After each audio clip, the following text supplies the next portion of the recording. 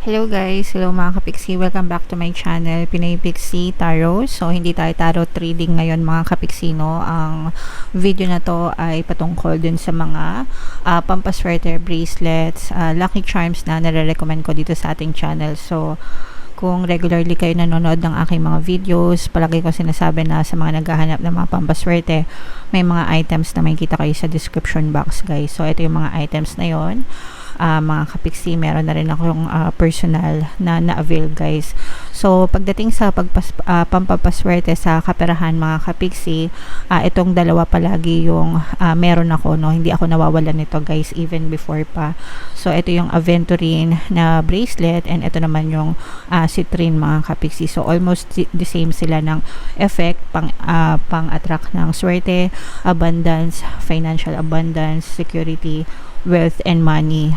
Etong citrine meron din siyang pang-attract ng success sa negosyo at saka sa career mga kapiksi, kaya palagi ko siyang binibili na dalawa siya palaging parang combo mga kapiksi, kasi ito talaga yung the best na combo na maganda pagdating sa finances or pagdating sa wealth guys.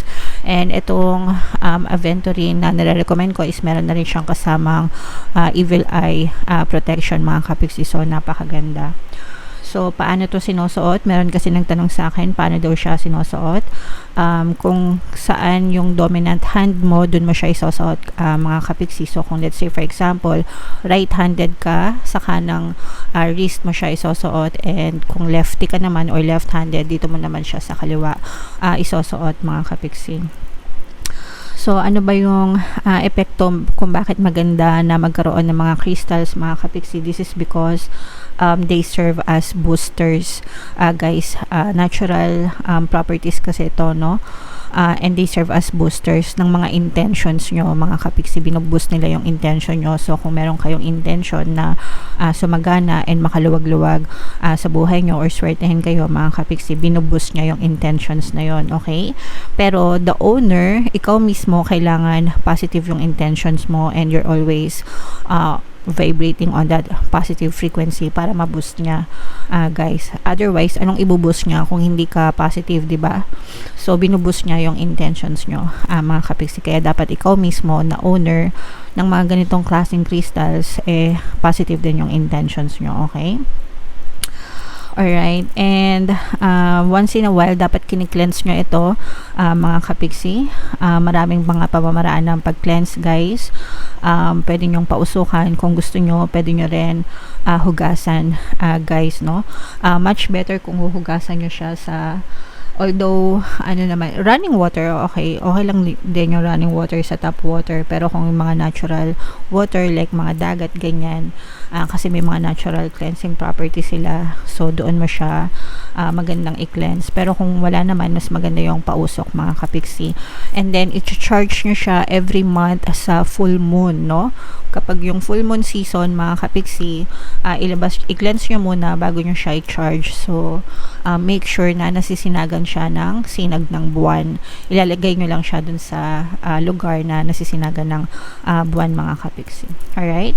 So yeah, palaging napakagandang combo nito guys, no? Palagi ko nagsusuot nito, and kapag hindi ko siya sinusuot guys, nakalagay siya dito sa aking money shaker jar. Meron akong money shaker jar guys, kaya lalo akong lalo tayong sinuswerte sa buhay mga kapiksi, no? Dahil I have my own, ito personalized to, ako yung gumawa nito mga kapiksi. So kapag hindi ko siya suot, nilalagay ko lang siya dito sa ibabaw, ganyan, binibilot ko lang ganyan. And pero dito sa loob na to mga kapiksi, sa loob ng aking money shaker jar, meron na rin siyang 3 butil ng aventurine at saka 3 butil ng citrine mga kapiksi. So, yeah. And then, sinishake ko lang siya while saying my intentions mga kapiksi everyday. So, this is not available, no? This is not for sale kasi personal ko to. Ginawa ko to ng birthday ko. Pero, I'm thinking, iniisip ko kung merong gusto sa inyo magpagawa, i-comment nyo lang sa comment section kung interesado kayo sa mga money shaker jar mga kapiksi. Baka pwede ko siyang gawin na available kasi, pero medyo mahirap kasi gumawa nito, medyo kumakain ng oras guys, no? At saka nakakapagod talaga. Anyway, sa mga interesado sa mga money shaker jar guys, i-comment nyo na lang sa baba if gusto nyo na gawin natin itong available dito sa aking channel mga kapiksi. Of course, personalize yung mga intentions nito para sa inyo guys, okay? Alright, so yeah, again guys, sa mga naghahanap ng mga pampaswerte na lucky charms, lucky bracelet, yung mga link ilalagay ko sa comment section at saka sa description box nitong video. Guys, okay? And yung mga tamang pag-aalaga, sinabi ko na. So yeah, thank you so much for watching mga kapiksi. I love you all. Have a nice day. Bye bye.